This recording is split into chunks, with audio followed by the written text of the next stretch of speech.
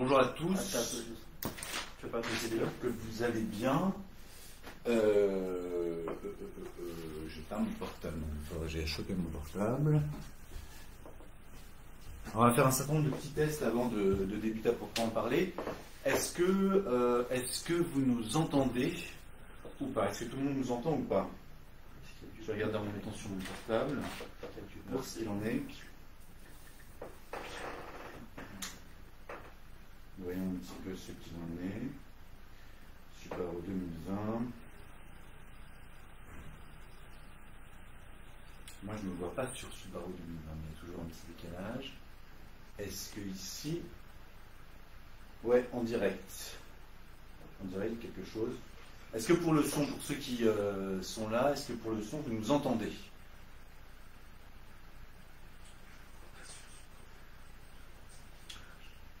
Bon, bah parfait, Rudy, proposé. J'ai partagé sur un autre groupe, j'ai partagé sur deux groupes. J'ai été sur SPA. Voilà. Alors, voilà. Donc, aujourd'hui, on fait à nouveau une simulation en direct, dans les conditions le plus possible, qui se rapprochent le plus possible de l'examen. L'idée, de façon générale, c'est quoi? C'est que c'est vraiment pour certains la dernière semaine pour passer le grand taux, qui est une épreuve tout à fait délicate. Durant l'exposé de Rudy, bien évidemment pas d'intervention, mais par la suite, nous sommes ouverts vraiment à la discussion. Le but, c'est de pouvoir répondre à vos questions. Je consulterai régulièrement mon portable et on se comportera de la meilleure des façons. J'en profite ici, car c'est... alors là, demain, on a encore des simulations prévues à Subaru, mais après, voilà, on a terminé cette session 2020.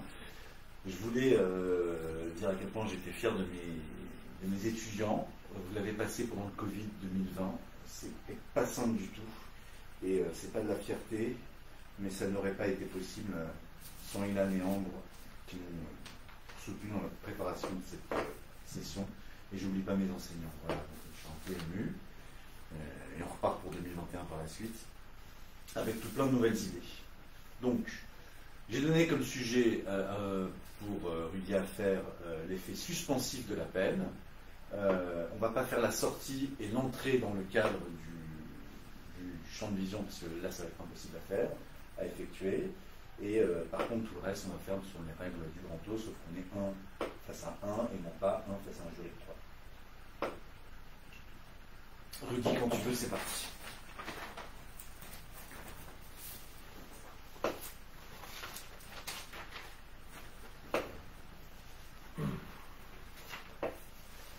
L'effet suspensif de la peine est un principe bien connu du droit.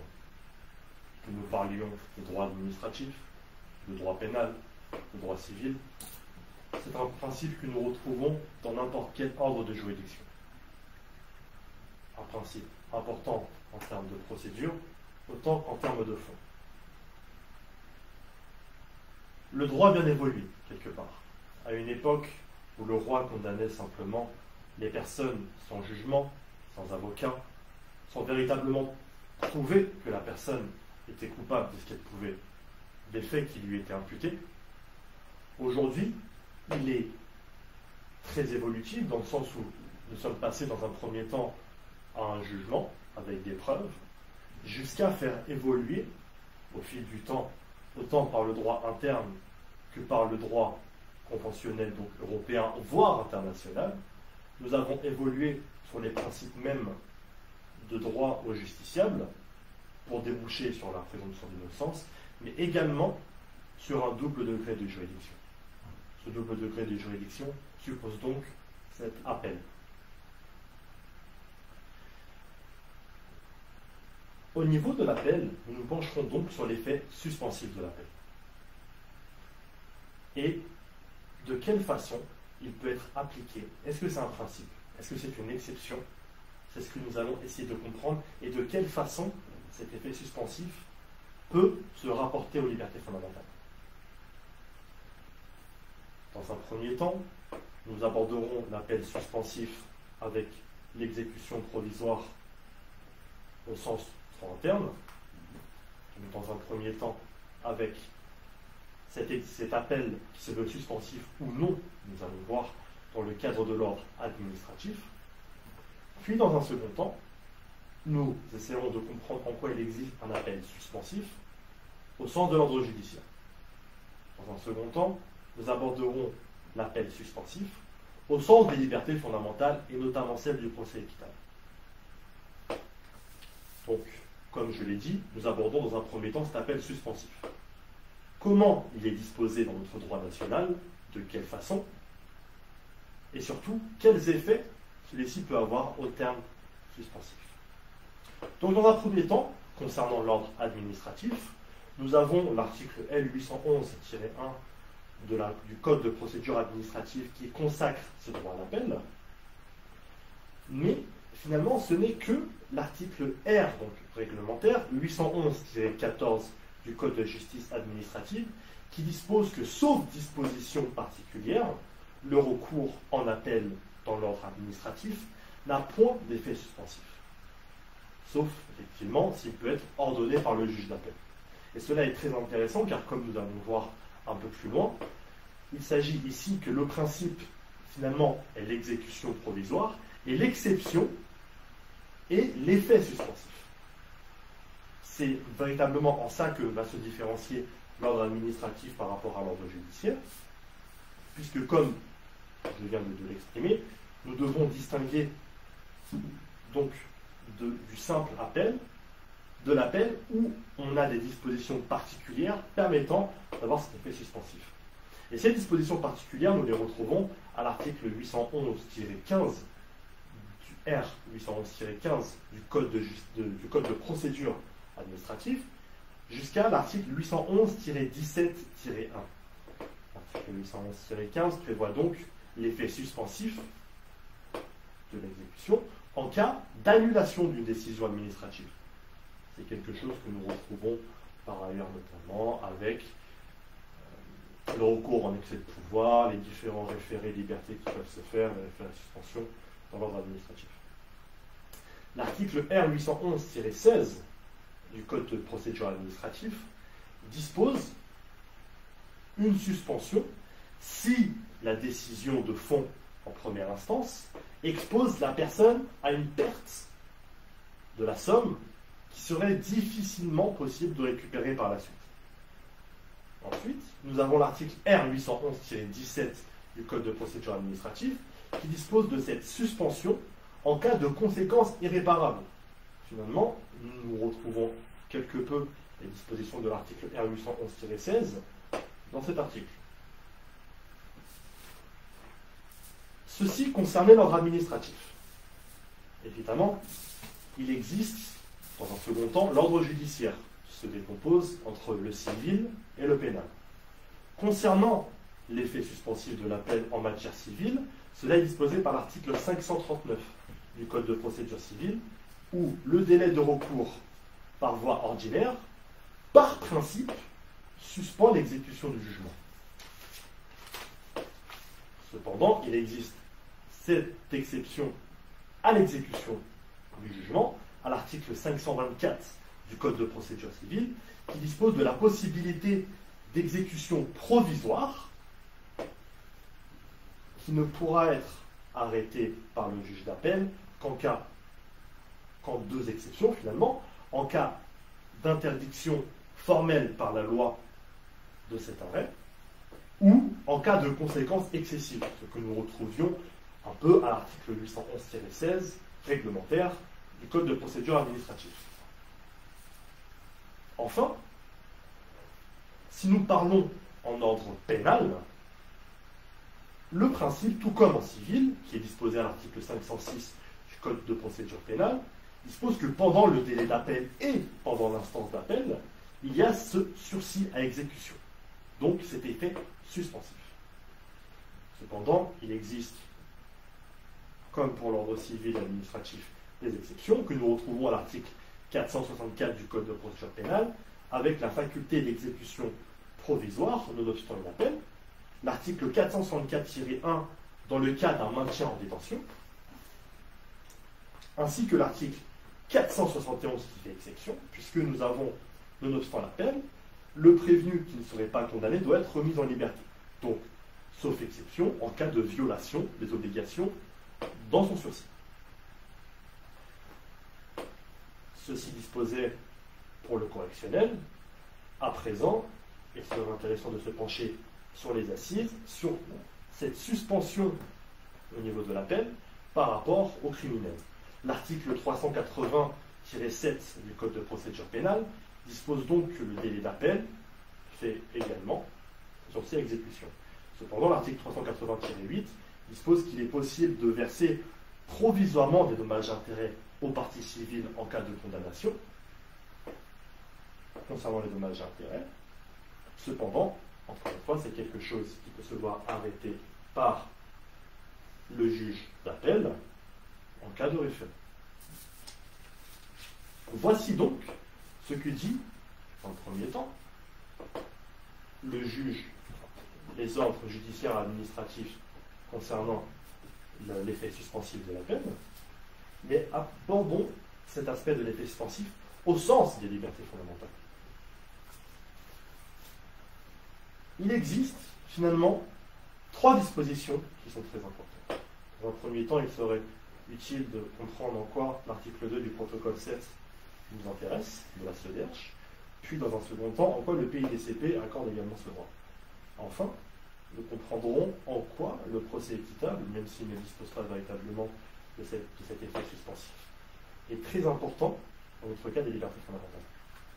Donc, dans un premier temps, nous avons l'article 2, protocole 7 de la CEDH, qui dispose d'un double degré de juridiction en matière pénale qui reste très important, mais également l'article 14 du Pacte international des droits civils et politiques qui dispose de ce droit d'appel. En ce sens, ces 2 articles qui consacrent le droit d'appel consacrent effectivement cette importance que nous accordons à la possibilité d'être rejugé, excusez-moi. Et qu'est-ce qui est plus important dans le fait d'être jugé que de n'être traité au regard de la présomption d'innocence en tant qu'innocent, et donc, par logique, de pouvoir faire un effet suspensif au jugement. C'est d'ailleurs quelque chose que nous pourrions relier à l'article 6 de la Convention européenne de sauvegarde des droits de l'homme, puisque cet article parle donc du procès équitable de différentes façons, et y intègre donc notamment la présomption d'innocence qui est un grand principe en pénal. Mais il est très important selon moi de comprendre qu'il existe cette conciliation entre la sécurité juridique et une bonne administration de la justice pour pouvoir comprendre que, à la fois, nous pouvons justifier un effet suspensif d'appel au regard du principe de la présomption d'innocence, mais que dans une bonne conciliation d'administration de la justice, de pouvoir faire une exception et de pouvoir accorder des dommages et intérêts qui sont très importants par la partie civile dans le cadre d'une bonne administration de la justice qui reste un principe européen.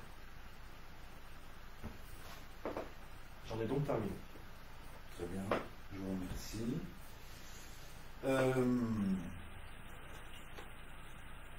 Bon, alors dans l'appel, il y a 2 parties, d'après ce que je comprends. Il y a l'appelant, et comment s'appelle l'autre partie? Celui contre qui on fait appel? Le défendeur. L'intimé. D'accord. Devant la juridiction d'appel, est-ce qu'on doit faire appel à des défenseurs spécifiques? Ou c'est l'avocat de droit commun? Non, c'est l'avocat de droit commun. D'accord. Et devant la Cour de cassation, c'est la même chose? Oui. Il n'existe pas un ordre spécifique d'avocat à la Cour de cassation? Les avocats à la Cour? Oui, absolument. Très bien. Bon, par contre, cette considération-là, on reprend sur un point. On va aller sur du pénal. En pénal, il y a donc des juridictions qui statuent sans qu'il puisse y avoir d'appel dans certaines matières. Notamment dans le cadre contraventionnel, où il existe, en cas de contravention, effectivement, c'est un principe qui avait d'ailleurs été reconnu par la CEDH, qu'effectivement nous avons un droit à l'appel, mais dès lors qu'on agit sur des agissements contraventionnels, donc on n'est vraiment pas sur quelque chose de très grave en termes de condamnation, il a été accepté qu'un double degré de juridiction soit refusé. Est-ce que la Cour de cassation, est-ce que le fait qu'il y a un recours dans la Cour de cassation suffit au regard des exigences européennes? Oui, totalement. puisque dans un premier temps, nous avons le double degré de juridiction, donc nous jugeons 2 fois sur le fond, et ce recours donc, à la Cour de cassation, qui permet de juger en droit les exigences conventionnelles, notamment l'article 2 du protocole C de la CEDH, ne dispose que d'un double degré de juridiction. Depuis quand existe-t-il un appel des décisions des cours d'assises? Et pourquoi est-ce que c'est une hérésie?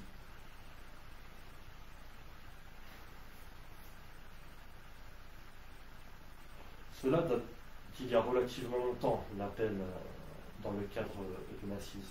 Mais cependant, cela est une hérésie pour beaucoup de personnes, puisque finalement, en assise, ce sont les jurés qui rendent la décision. Et finalement, donner un droit d'appel voudrait dire que le souverain peut se tromper. Et finalement, c'est en cela qu'on peut dire que c'est une hérésie.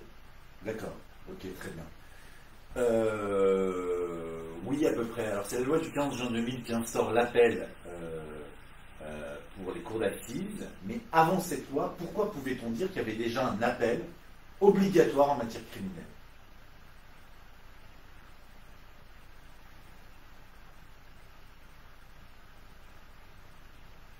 C'était quelque chose qui était déjà disposé. Lors de l'instruction, l'appel, lors de l'instruction, l'instruction avait nécessairement lieu à un double degré de juridiction. D'abord une instruction par le juge d'instruction, et après une instruction qui était faite par la chambre d'accusation à l'époque. Est-ce que vous savez pourquoi on a changé l'appellation de la chambre d'accusation en chambre de l'instruction?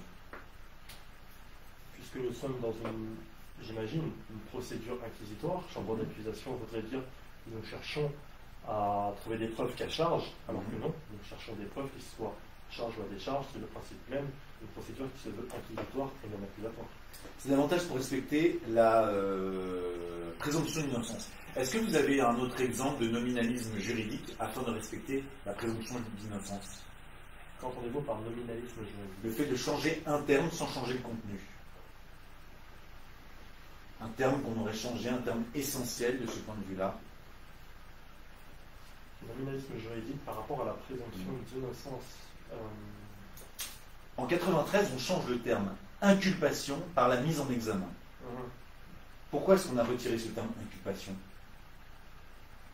Le terme inculpation supposait effectivement quelque chose de beaucoup plus fort dans le terme, de dire que quelqu'un pouvait déjà préalablement être déjà condamné avant même d'être passé en jugement. Le fait d'être mis en examen, nous sommes dans un mot qui est relativement plus doux au regard de la présomption d'innocence. C'est à peu près ça. C'est en fait le législateur estimait que dans inculpation, il y avait la racine latine culpa, culpa la faute, donc il y avait un préjugement. Parce qu'on sait tous que les Français parlent couramment latin. Donc du coup, maintenant, on a changé le terme et on a cette appellation-là. Est-ce que la chambre d'accusation, devenue depuis 20 ans maintenant chambre d'instruction, a eu une autre appellation avant? Par ma connaissance. La chambre des mises en accusation. Alors, est-ce qu'il existe aussi, toujours en matière pénale, la possibilité, à l'occasion d'un recours, pour la chambre de l'instruction de s'emparer elle-même de l'affaire?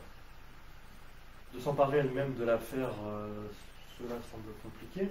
Nous avons effectivement le référé détention sur la chambre de procureur, la chambre de l'instruction, effectivement, dans le cadre de l'instruction, peut choisir de remettre, d'observer une demande de mise en liberté. Autrement, il y a un effet dévolutif, c'est-à-dire la chambre d'instruction pour poursuivre l'instruction, mais le Conseil constitutionnel, toujours dans les années 2000, a censuré ces possibilités-là en matière de détention provisoire. Voilà ce qu'il en est. Bon, on va quitter le terrain de droit pénal, ça ne semble pas être votre matière de prédilection. On va aller sur un autre terrain, ça peut être plus une matière de prédilection, c'est-à-dire le droit fiscal. Est-ce que vous pouvez me dire ce qu'est un rescrit fiscal? Pardon? Un rescrit fiscal, qu'est-ce? Un rescrit fiscal, oui.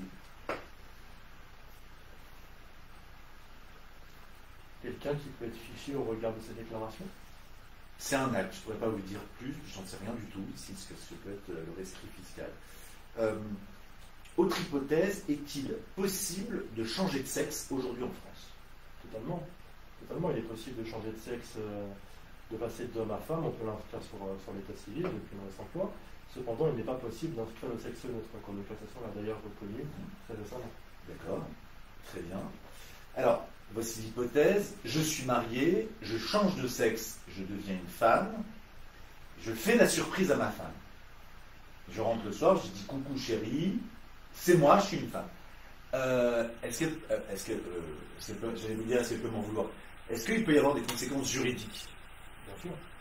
Bien sûr, puisqu'on va changer l'état civil de la personne, on va passer d'homme à femme, nécessairement il faudra peut-être dire qu'on est le père, puisqu'on est passé d'homme à femme. Cependant, il a récemment été décidé par la Cour de cassation dans un arrêt du 19 septembre 2020, si ma mémoire ne fait pas défaut, qu'il n'est pas possible pour un transsexuel de pouvoir se reconnaître en tant que mère, alors qu'avant c'était un homme. D'accord, très bien. Qu'est-ce que vous pensez du sadomasochisme? C'est une très bonne question. Le sadomasochisme est une pratique sexuelle comme les autres, mais une pratique sexuelle relativement particulière, puisque cela, au terme juridique, on reconnaît plusieurs notions. Dans un premier temps, le consentement, mais également les violences et les traitements inhumains et dégradants. Le sadomasochisme a d'ailleurs le fondement de l'arrêt cas contradé de la CEDH, on a permis de reconnaître l'autonomie sexuelle. Donc cela a été relativement intéressant, même si la Cour de cassation en France en 2013 n'a pas retenu cela de la même façon. Donc voilà, c'est l'arrêt cas contradé de la CEDH qui avait disposé qu'effectivement, dans un cas de sadomasochisme, il y avait une acceptation des violences que nous ne reconnaissons pas en droit pénal français. Cependant, il faut, dans un cas de sadomasochisme de séance, pouvoir permettre à la personne qui se fait violenter de pouvoir dire oui ou non un signe, quelque chose. C'est ce qui est reconnu cet arrêt. Je suis très ennuyé. J'ai un de mes étudiants de cet été, au Vanessa, qui m'envoie des photos de son sexe en érection. J'ai beau lui expliquer que ça m'embête, il continue à m'envoyer des sélections en érection. Qu'est-ce que je peux faire pour faire cesser? Eh bien, dans un premier temps, je vous conseillerais de le faire à l'amiable, d'essayer de lui expliquer que ce n'est pas bien. S'il arrête et que vous voulez vous arrêter là, c'est déjà une première chose. Cependant, si déjà il a fait ça, ou même qu'il continue mais que vous voulez aller plus loin, il existe des infractions pénales en ce sens. Mais lui, il dit que c'est sa façon de séduire. Il fait généralement ça. Voilà, donc c'est comme ça qu'il arrive à avoir des rapports sexuels. On voit la photo de son sexe. Moi, j'ai beau lui dire que ça ne lui plaît pas, c'est quand même assez, ça me choque. Il y a une différence entre la séduction et le harcèlement sexuel, voire l'exhibition sexuelle. Il reste deux infractions qui sont réprimées pénalement et où vous pouvez vous-même demander réparation. En tant que partie civile, j'entends. D'accord. Est-ce qu'il existe un droit à l'amour? Il existe et il est grandissant, je dirais. Donc on peut agir en justice en disant moi j'ai envie d'aimer, pour me trouver quelqu'un. Est-ce que vous pouvez agir en justice en disant que vous avez le droit d'aimer et de trouver quelqu'un? Pas à ce sens-là. Cependant, on peut vous accorder ce droit donc à l'amour, ce droit d'être marié, quelque chose que nous retrouvons notamment avec l'homosexualité depuis le mois 2013. Vous avez le droit à l'amour, vous avez qu'est-ce que je pourrais dire d'autre? Vous avez le droit d'aller sur d'aller sur des sites de rencontres, ça reste parfaitement légal.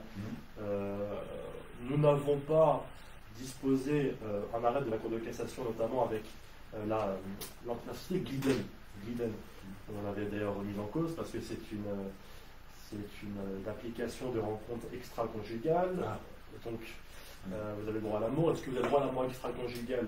Oui, parce que les bonnes mœurs ne sont pas le droit, du moins dans le sens strict. Ça tombe bien que vous me posez cette question. J'ai une autre de mes étudiantes qui, ici, voilà, est très attirée par mon vidéaste, Nini. Et donc, Darina, pour ne pas la citer, lui a donné rendez-vous dans un hôtel. La pauvre, elle vit à Sarreguemines. Elle lui a donné un rendez-vous là-bas. Et voilà, elle lui a bombé les yeux, ils ont eu un rapport sexuel, et puis après, voilà, il s'est rendu compte quand elle tirait le bandeau qu'en fait, Darina n'était pas du tout comme elle s'était décrite. Elle était différente. Très jolie, mais différente. Est-ce qu'il peut agir en justice? Lui, il s'est senti... Eh bien, c'est relativement délicat comme question, puisque la Cour de cassation a reconnu, il y a 2 ans, il me semble, donc en 2018, qu'il pouvait y avoir un viol par surprise si on se faisait passer pour quelqu'un d'autre pour avoir un rapport sexuel avec la personne. Après, la question va à quel point pouvons-nous être différents pour caractériser le viol par surprise? Dans l'affaire dont je vous parle, c'était quand même une personne de 70 ans qui se dépassait pour un grand métis d'1m82 aux yeux verts. Donc là, effectivement, le viol par surprise pouvait être caractérisé. Et après, est-ce que si je vous dis que je suis brun alors que je suis blond, est-ce qu'on est dans un viol par surprise? Ça reste une décision qui sera relative à la jurisprudence. Pour un faux brun par rapport à une fausse blonde, ça reste sur les qualités essentielles, qui est un terme juridique autant pénal qu'en civil. Et ça reste très, très relatif au droit prétorien, finalement. D'accord, très bien. Autre hypothèse, pareil, toujours dans le cas d'une consultation juridique. Cette fois, c'est Victoire qui s'est acheté un cochon d'Inde avec son ex. Et voilà, elle aimerait récupérer le cochon d'Inde suite à la séparation. Est-ce qu'il faut qu'elle accède au juge aux affaires familiales pour fixer le droit de garde de ce cochon d'Inde? Cela dépend, puisque ma première question sera de savoir sous quel régime vivait Victoire et son ex. Était-il concubin? Dans ce cas, les biens de l'autre sont à l'Inde. Est-ce qu'ils étaient mariés? Est-ce qu'ils étaient sous le régime des biens acquis? S'ils avaient un pas, etc. Finalement, on va se demander finalement si le cochon d'Inde est soumis au régime de l'indivision. Donc, est-ce qu'il appartient aux deux? Est-ce qu'il n'appartenait qu'à une seule personne? S'il n'appartenait qu'à Victoire, auquel cas c'est déjà elle, donc il n'y a aucun problème. Alors que si on est dans l'indivision, effectivement, on va demander au juge de pouvoir déterminer un droit de garde sur la chose. D'accord. Quelle est la langue diplomatique? Très bonne question. La langue diplomatique. La langue diplomatique. L'aspect diplomatique suppose un certain respect, un égard aux mœurs. Donc, juste la langue. C'est le français. C'est le français. D'accord, c'est à partir de cette langue-là et tout exister. De quand date l'idée de créer des juridictions pénales internationales? Alors, la première juridiction pénale internationale date effectivement du tribunal de Nuremberg en 1945 à la suite de la Seconde Guerre mondiale. Il y a eu d'autres petits tribunaux en ce sens. Mais avant l'idée, elle date de quand? Avant Nuremberg. Ouais. En droit international, l'idée, elle a émergé quand? Lors Balfour, si je m'abuse. 1899. Alors, vous vouliez parler du tribunal de Nuremberg, ça tombe bien, on va parler du tribunal de Tokyo. Donc, il y a un tribunal pénal international qui s'est réuni à Tokyo. En regardant le jugement, je ne comprends pas plusieurs choses. Pourquoi est-ce que l'empereur Hirohito n'est pas mentionné parmi les responsables?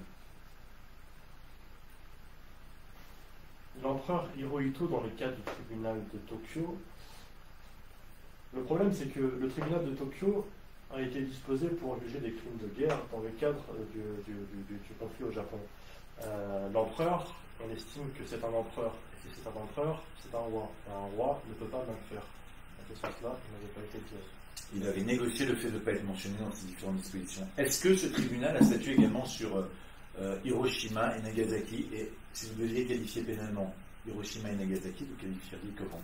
Alors, cela n'a pas été jugé par le tribunal de Tokyo. Alors, cependant, Hiroshima et Nagasaki, alors qu'est-ce qui s'est passé? On a donc posé des bombes dans une ville, dans un cadre de guerre. On a tué des populations civiles. On a tué des populations civiles. Alors, en fait, cela va dépendre complètement de l'élément moral. Autant dans la matérialité, il y a plusieurs infractions. Donc, je pense au crime contre l'humanité, je pense au crime de guerre, je pense même au génocide. Alors, on aurait pu, selon moi, retenir le génocide s'il y avait cette volonté d'éteindre la population civile en tant que race, en ethnie, son origine. Alors, si ce n'est pas cette intention-là, on aurait pu se rabattre sur le simple crime contre l'humanité, puisqu'on a porté une atteinte que l'on veut systématique contre la population civile. Mais sinon, effectivement, on a le crime de guerre, puisque nous sommes dans, nous sommes dans une violation très claire du droit à la guerre au sens de la Convention de Genève de 1949. Donc cela va dépendre effectivement du... La France va ratifier quand les 4 conventions de Genève? En 1950. 2010. 2010. Vous imaginez si on avait reconnu les crimes de guerre avec ce qu'on a fait en Algérie?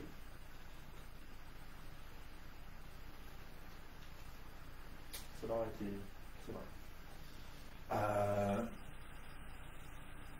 La décolonisation par rapport à la France, est-ce qu'on a réglé ce problème-là? Est-ce que, par exemple, je pourrais affirmer que le rôle de la France dans les régions colonisées a été positif. C'est quelque chose qui juridiquement peut être affirmé. Pourriez-vous répéter, s'il vous plaît? Le rôle de la France a été positif en Algérie. Grâce à la France, l'Algérie, la Tunisie, le Maroc, le Liban vont très bien. Tout ce qui est bien là-bas, c'est grâce à la France. Est-ce que je peux affirmer ça?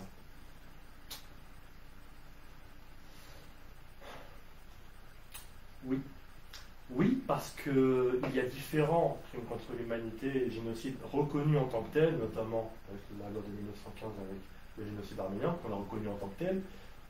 Si vous auriez dit ça, du génocide arménien, on aurait pu vous taxer, enfin vous taxer, vous réprimer de négationnisme. C'est une infraction avec le simple génocide arménien?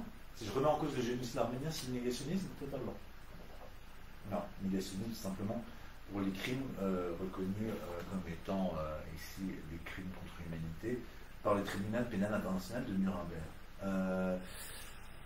Est-ce que vous connaissez ici qui est le président européen? Président européen. Écoutez, le président européen, pour moi, est en la personne du président de la CEDH, donc qui est Robert Ragnar Spann. Ok, super. Le Groenland fait partie de l'Union européenne? Pas à ma connaissance. Non, ça fait partie. Mais il appartient au Danemark. C'est ça qui est rigolo. L'Antarctique, ça appartient à qui? À l'Antarctique. Il n'y a pas de. Il y a un statut juridique, spécifique par rapport à ces dispositions-là. On va continuer sur des questions qui n'ont rien à voir.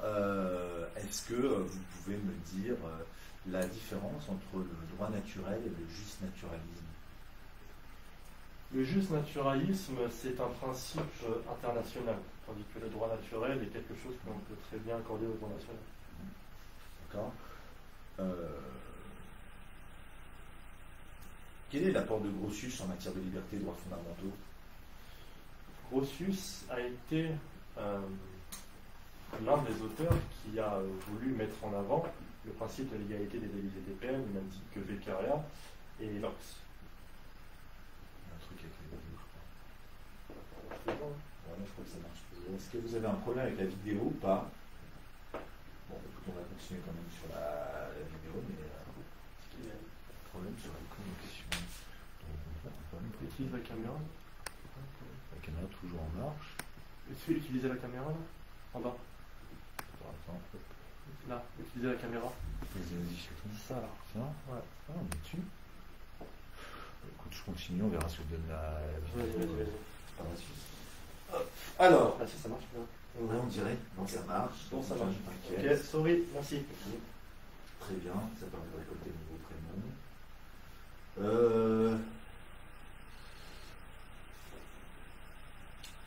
Très bien. Alors, donc on continue avec des dispositions qui revêtaient un caractère historique. Ok, très bien. Est-ce que vous pouvez simplement m'expliquer, je ne comprends pas un truc, la Déclaration des droits de l'homme et du citoyen, dans son préambule, d'indiquer qu'elle existe sous les auspices de l'être suprême. Qui est l'être suprême qui est mentionné? Le peuple, le souverain. Ouais, ça se défend effectivement, ça se défend relativement bien. Quelles sont les dates de la Deuxième République?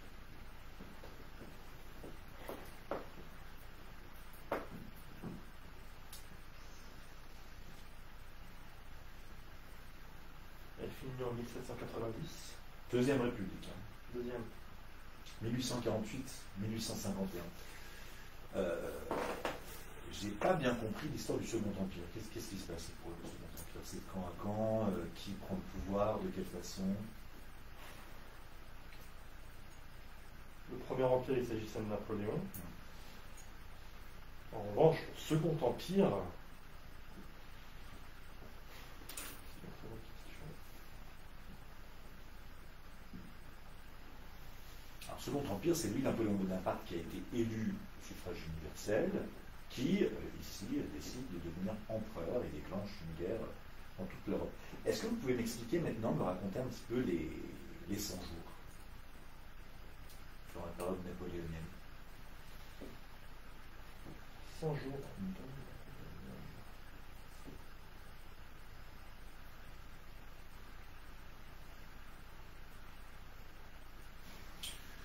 Bon, repassons sur des petits exemples pratiques. Parmi ces petits exemples pratiques, nous avons ici, comme vous le savez, parmi un de futurs confrères, Ovanès, on ne peut pas le citer, Ovanès a un superbe organe. Tout le monde s'entend pour le dire, etc. Et il exhibe cet organe, j'entends par là bien évidemment le fait qu'il chante extrêmement bien, à peu près partout. Il a choisi la cour carrée du Louvre pour aller chanter, et il monte un groupe de rap, les Arméniens du Maroc, et il rappe sec, il rappe dur, quoi. Voilà. Et de ce point de vue-là, justement, il est inquiété par l'ordre. Pourquoi est-ce qu'il serait inquiété par l'ordre? C'est un rap doux, c'est un rap gentil, il rappe le code de procédure civile, c'est-à-dire vous dire c'est pas méchant comme ça. Eh bien, l'ordre public, j'imagine que vous faites référence à cet endroit-là, est très large, on n'a pas de définition propre. Cependant, j'imagine Ovanès allait sur la place publique et faire un rap. La DHT le dit très bien, la Déclaration des droits de l'homme le dit très bien. La liberté suppose de faire ce que l'on veut, tant que nous ne nuisons pas aux autres. On pourrait caractériser cela dans l'ordre public, et finalement, donc de rapper peut porter atteinte aux libertés des personnes de se balader tranquillement dans la rue. Donc, est-ce qu'on pourrait remettre en cause le simple fait de rapper, au-delà des paroles qui puissent dire, même si c'est un rap doux, auquel cas c'était du rap seul, on pourrait partir sur d'autres dispositions, notamment les apologies sur la haine, qui font notre actualité aujourd'hui. Donc, un maire pourrait parfaitement prendre un arrêté dans son cadre de police administratif pour interdire à Ovanès de chanter dans le carré du Louvre. D'accord. Dernière question. Une jolie question. Je souhaite... vous êtes mon avocat. Comme j'ai vu que vous n'étiez pas à l'aise en pénal, je vous propose comme étant avocat en droit commercial. Et bon, à l'occasion, vous êtes plutôt sympathique, à l'occasion d'une discussion, hein, voilà, vous m'apprenez votre mariage avec Mathilde, moi je vous dis, ah bon, t'as pas le droit. Et bon, bref, je vous dis, faites attention par rapport au mariage, moi j'envisage d'assassiner ma femme. Vous faites quoi? Eh bien... On n'est pas vraiment dans la relation pro, hein. On a discuté après, voilà, pour un café. Écoutez, il y a deux choix possibles. Soit je suis votre avocat, dans quel cas je suis soumis au secret professionnel, soit je ne suis pas votre avocat, et je ne suis pas soumis au secret professionnel. L'avantage, c'est que dans les deux cas, je dois vous dénoncer. Ou plutôt, je peux vous dénoncer. Si je ne suis pas votre avocat, nous sommes dans un cas de non-dénonciation de crime, qui est le premier évidemment. Si je suis votre avocat, c'est un peu plus compliqué au sens de l'article 226-13 du Code pénal qui dispose du secret professionnel, et de l'article 226-14 qui permet de lever le secret professionnel dans le cas de non-dénonciation de crime. Donc là, ce serait finalement entre le pénal et le cas de conscience pour l'avocat. Ok. Bon, bah voilà, on a terminé. Bien joué. C'était une belle simulette.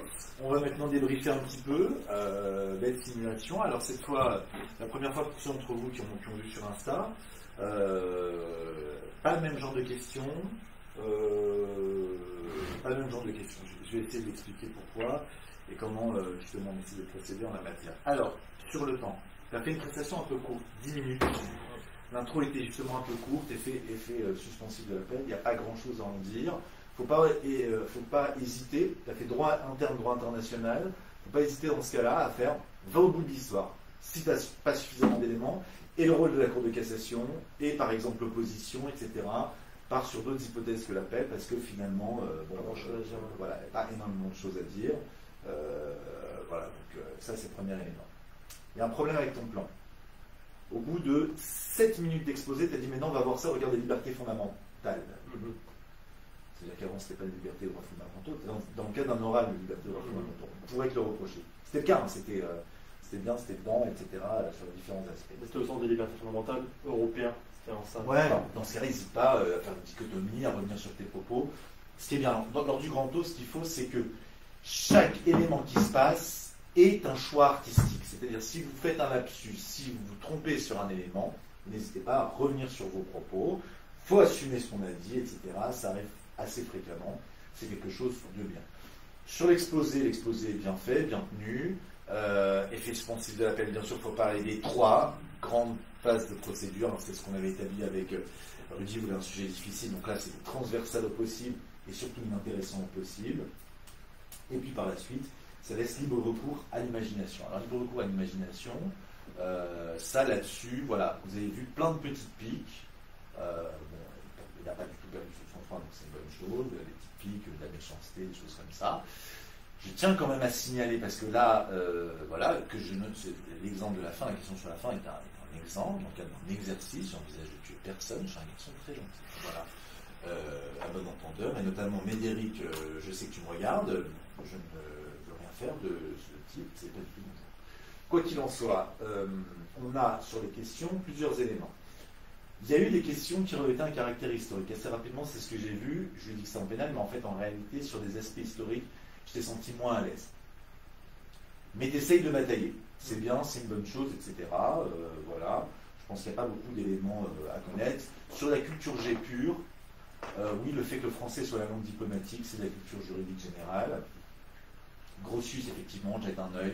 Il y a, en fait, sur l'école du droit naturel, le justnaturalisme, en fait, c'est toute une évolution. C'est-à-dire, c'est le point de savoir si on rattache le droit naturel ou non à Dieu et à la religion. C'est Grotius qui est à l'origine du justnaturalisme. Ouais. Au moment où tu laïcises le droit naturel, Avant ça, le droit naturel, la meilleure expression, c'est le décalmaire ou les 10 commandements. Et là, il y a un rattachement très évident à la religion. Dans ce cas-là, ça vous fait glisser vers la religion. Par rapport aux agissements de Vanès, il s'agit là en fait d'énoncer d'éléments qui peuvent justement avoir trait au concept de dignité. L'idée, c'est de dire que la dignité, c'est un concept à géométrie variable qui peut varier en fonction de différents éléments. S'il fait du rabdou, pas de problème. S'il utilise sa robe, là, ça peut poser un problème. Sur le secret professionnel, en fait, le dernier exercice, c'est un cas qui est donné en déontologie. C'est le cas de Maurice Garçon, 1922, il donnait ça. Je vais essayer de le faire bien avec un petit peu d'éloquence. Tout d'abord, l'avocat doit convaincre. Tu dois convaincre ton client de ne pas passer à l'acte. Ensuite, si par extraordinaire tu n'y parviens pas, tu t'en ouvres à ton bâtonnier. Toujours le fait du bâtonnier. Après, ils vont dire oui, mais si, etc. C'est pour ça que c'est un cas de conscience plus qu'un cas pénal. Et après, tu dis, et après, en conscience, je choisirai en conscience, par exemple, je choisirai de dénoncer l'acte à la police pour que la personne soit protégée sans dénoncer mes clients. Pour éviter de violer le secret professionnel et trahir la confiance du public, c'est ça. Ça, c'est un point qui est important. Le secret professionnel, c'est un aspect qui est tout à fait essentiel. Le secret professionnel ne protège pas que des intérêts privés. Si un client dit à un avocat qu'il peut s'émanciper du secret professionnel, c'est pas pour autant qu'on peut s'émanciper du secret professionnel. Le secret professionnel protège un intérêt social supérieur. On s'en émancipe lorsqu'on a un intérêt qui a un intérêt en balance. Président européen, je ne savais pas. Voilà, fait partie des questions pour coller le candidat alors qu'il n'y a pas de nécessité particulière. Le Groenland a un statut particulier. Il ne faut pas oublier que dans l'Union européenne, on a le Danemark aussi qui a un statut particulier. Aujourd'hui, il y a le Brexit et donc il y a ces éléments-là. Est-ce que les gens qui regardent ont des questions, outre le fait d'être triste pour la rupture de Victoire et de son copain? Voilà. Les questions, oui, c'est des questions volontairement, hein, si on fait un exercice qui est un exercice public, l'idée c'est de faire des questions qui sont très difficiles, ou en tout cas perchées, et de déstabiliser. C'est un petit peu ça l'idée de façon générale. Je connais Rudy maintenant. Rudy, c'est mon fils, je le connais depuis 1 an et demi en Master 2. C'est un garçon que j'adore et il connaît mon mode de fonctionnement. Donc voilà, c'est le cas. Quoi? C'est la bague. Ouais. Donc voilà. Donc, le but, c'est de déstabiliser toujours le candidat. Si vous avez face à vous un candidat et que vous lui servez la soupe, l'exercice n'a aucune utilité spécifique. Voilà ce qu'il en est. N'hésitez pas à poser vos questions. Je pense qu'on va s'interrompre là. Par rapport à la note. Alors, je vais essayer de faire une délibération tout seul à 3. L'universitaire doit se dire par rapport au candidat, j'ai bien fait mon boulot, je l'ai bien formé. C'est le cas ici, donc il va venir, il est sur quelque chose au-dessus de la moyenne. L'avocat, est-ce que je vais le recruter? Là, la réponse, elle est positive, une nouvelle fois. Enfin, le magistrat, c'est sur la rigueur juridique à proprement parler. Là, dans le lot, vu les questions qui ont été posées, il y en a un, vous l'avez compris, qui était chiant par rapport aux aspects historiques, qui va essayer de tirer vers le bas. On s'en sortira avec un 12-13 assez facilement, mais avec une grande disparité dans les notes. L'avocat, je pense, montrait vers 14, le prof 13, et le magistrat disant oui, non mais 10, il ne connaît pas Grotius. On se fout royalement, puisqu'il y a des aspects de positivisme. Vous constaterez aussi aucune question par rapport au Covid. Pourquoi? C'est tellement dans l'actualité que si vous passez vers la fin, et c'est le cas à l'heure actuelle, eh bien, ça risque d'ennuyer le jury d'en parler, à proprement parler. Voilà ce qu'il en est. Ok? Bon, bah mon lapin, il n'y a plus qu'un. Ah, fort. Voilà. Fort. Bah, je vous souhaite à tous une bonne soirée, et je vais mettre la vidéo sur le YouTube de Sudbaba. A plus.